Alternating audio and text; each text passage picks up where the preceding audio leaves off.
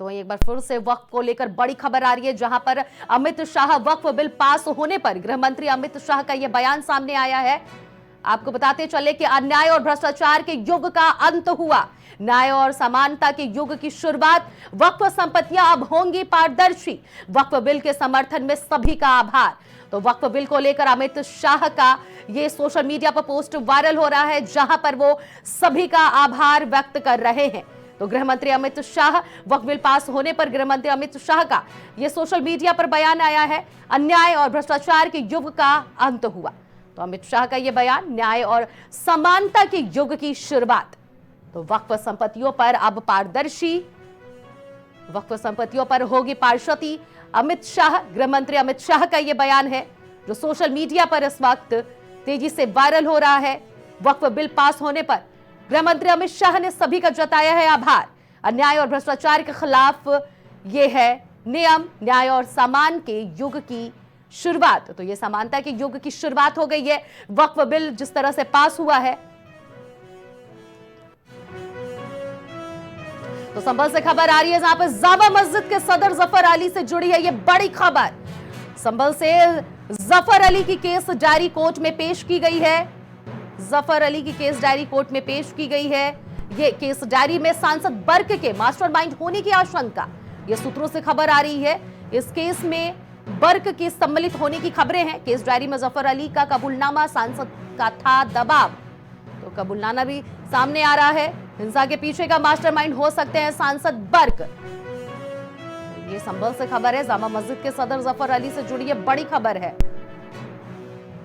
तो इस पूरी खबर पर हमारे सहयोगी शहबाज खान हमारे साथ जुड़ गए हैं। शहबाज, जिस तरह से संभल से खबर आ रही है कि इसमें बर्क की कहीं ना कहीं एंट्री मानी जा रही है, ऐसे में इसके पीछे और क्या कुछ अपडेट आपके पास मौजूद है?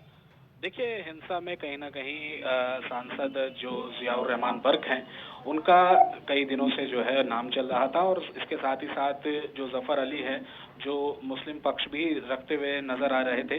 और पिछले एक बार और इनकी जो है हिरासत में लिया गया था, इनकी गिरफ्तारी हुई थी।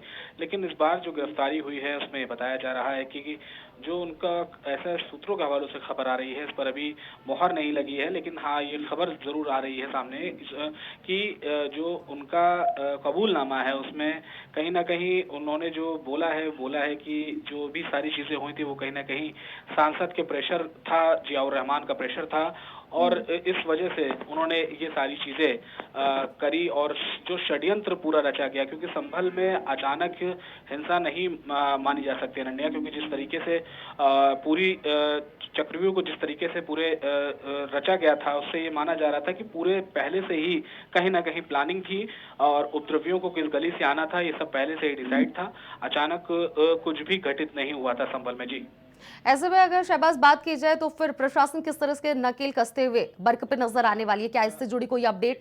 क्या उनको जेल की सजा हो सकती है या फिर कोई और सजा सुनाई जा सकती है? हालांकि अभी तो ये सूत्रों के हिसाब से खबर निकल कर आ रही है। जी बिल्कुल अनन्या, अभी इस पर अभी कुछ कहना जल्दबाजी होगा कि होना क्या है। हालांकि कहीं ना कहीं रडार पे है ही, पहले से ही उनके ऊपर जो कार्रवाई की तलवार है वो लटकती हुई नजर आ रही थी। और अब एक बार फिर कहीं ना कहीं अगर इस तरीके की चीजें सत्य पाई जाती हैं तो आने वाले दिनों में मुश्किलें खड़ी हो सकती हैं। सांसदी से भी हाथ धोना पड़ सकता है, क्योंकि अगर कार्रवाई होगी और सजा होगी तो हो सकता है उनको सांसदी से भी हाथ धोना पड़े। क्योंकि लगातार देखा जा रहा है कि प्रशासन उनके खिलाफ सख्त नजर आ रहा है। उनके चाहे वो घर के मीटर की बात हो या फिर अतिक्रमण की बात हो, जितनी भी चीजें गलत ढंग से उनके द्वारा बनाई गई थी उन पर प्रशासन जो है वो कार्रवाई लगातार करता चला आ रहा है। 24 नवंबर के बाद से हम लगातार देख रहे हैं कि जियाउर रहमान बर्क, क्योंकि देखा यह गया था अनन्या कि जब गलत मीटरों की जांच हुई थी तभी संभल के इतिहास भी सामने आए थे। क्योंकि मीटर की ही खोज हो रही थी उस वक्त बिजली विभाग को एक मंदिर मिला था। तो लगातार कहीं ना कहीं संभल का जो पौराणिक इतिहास है वो लगातार सामने आता रहा है। और इस इतिहास के सामने आने से कहीं ना कहीं विशेष वर्ग की मुश्किलें भी खड़ी सामने आती नजर आ रही हैं। जी अनन्या, बहुत बहुत शुक्रिया शहबाज, आपने तमाम अपडेट दी।